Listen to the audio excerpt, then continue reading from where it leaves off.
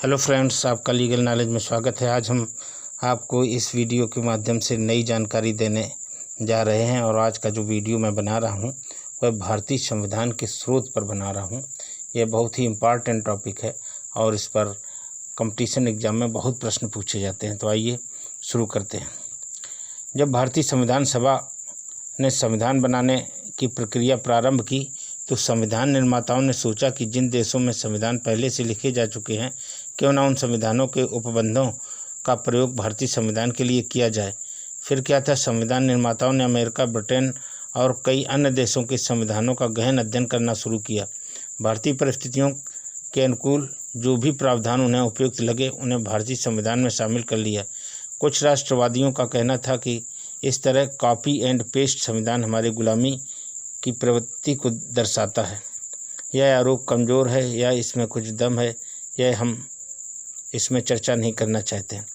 आपको जानना जरूरी है कि भारतीय संविधान पर सबसे अधिक प्रभाव 1935 के भारत शासन अधिनियम का है, क्योंकि इस अधिनियम से भारतीय संविधान के लगभग 200 प्रावधान लिए गए हैं। चलिए जानते हैं कि किस देश के संविधान से भारतीय संविधान में क्या क्या लिया गया है। भारतीय संविधान के स्रोत में ये देखते हैं। भारतीय शासन अधिनियम 1935 से क्या क्या लिया गया है ये देखते हैं।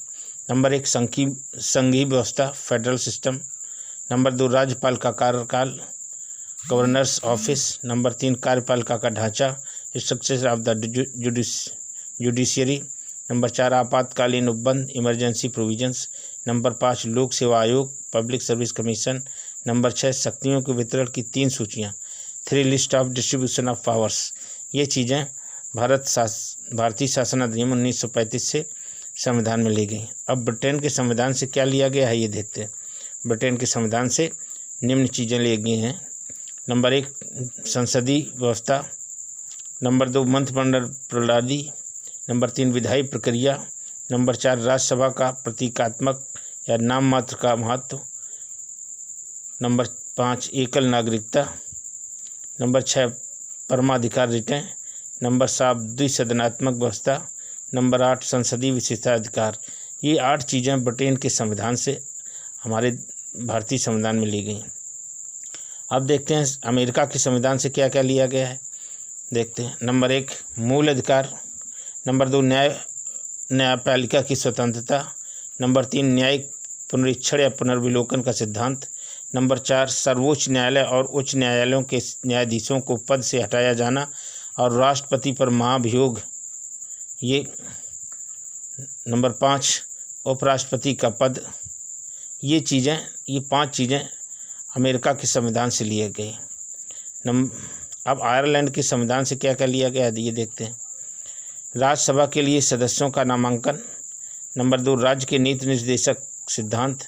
नंबर 3, राष्ट्रपति की निर्वाचन पद्धति। ये 3 चीज़ें आयरलैंड के संविधान से ली गई। अब कनाडा के संविधान से क्या क्या लिया गया ये देखते हैं। नंबर 1, केंद्र द्वारा राज्य के राज्यपालों की नियुक्ति। नंबर 2, सशक्त केंद्र के साथ संघीय व्यवस्था। नंबर 3, उच्चतम न्यायालय का परामर्शी न्याय निर्णयन। नंबर 4, अवशिष्ट शक्तियों का केंद्र में निहित होना। ये 4 चीज़ें कनाडा के संविधान से ली गई हैं।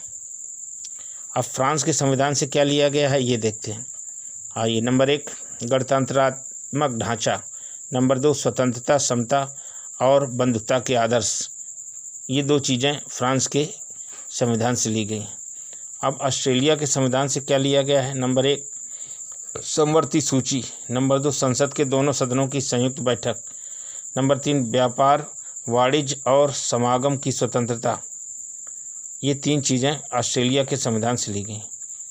अब जर्मनी के संविधान से क्या लिया गया है देखते हैं। नंबर 1, आपातकाल के समय मूल अधिकारों का स्थगन। केवल ये चीज़ जर्मनी के संविधान से ली गई है। अब दक्षिण अफ्रीका के संविधान से क्या लिया गया है। नंबर 1, राज्यसभा के सदस्यों का निर्वाचन। नंबर 2, संविधान में संशोधन की प्रक्रिया। ये 2 चीज़ें दक्षिण अफ्रीका के संविधान से ली गई। अब सोवियत संघ के संविधान से क्या क्या लिया गया है ये देखते हैं। नंबर 1, प्रस्तावना में सामाजिक, आर्थिक और राजनीति न्याय का आदर्श। नंबर 2, मौलिक कर्तव्य। ये 2 चीज़ें सोवियत संघ के संविधान से ली गई। जापान के संविधान से क्या लिया गया है देखते हैं। नंबर 1, विधि द्वारा स्थापित प्रक्रिया। केवल ये एक चीज़ जापान के संविधान से ली गई है। तो मित्रों, मैंने ये जानकारी दी संविधान के स्रोत पर और संविधान में कौन कौन सी चीज़ किस देश के संविधान से ली गई, ये पूरा ब्यौरा मैंने दिया। इसकी लिस्ट में भी मैं इसमें दूंगा, जिससे आप आसानी से समझ सकेंगे। और इसे याद करने के लिए कई बार अगर ये वीडियो आप देखेंगे, बार बार दूसरे दिन तीसरे दिन लगातार अगर देखते रहेंगे तो खुद ब खुद ये याद हो जाएगा। किसी भी चीज़ को बार बार देखने से वो चीज़ बहुत आसानी से याद हो जाएगी। और बार बार इसे 2 मिनट में देखते रहिए, 2-3 मिनट का वीडियो है तो ये आसानी से आपको याद हो जाएगी। इसी के साथ मैं चाहता हूँ कि अगले वीडियो में फिर आपकी सेवा में हाजिर रहूँगा। और ये वीडियो अगर आपको पसंद आया है तो इसको लाइक करना, सब्सक्राइब करना और बेल बटन दबाना मत भूलें, ताकि हमारे लेटेस्ट वीडियो आपके पास डायरेक्ट पहुँच जाएं और आप उसका लाभ उठा सकें। इसी के साथ आपसे इजाज़त चाहते हैं। नमस्कार, जय हिंद।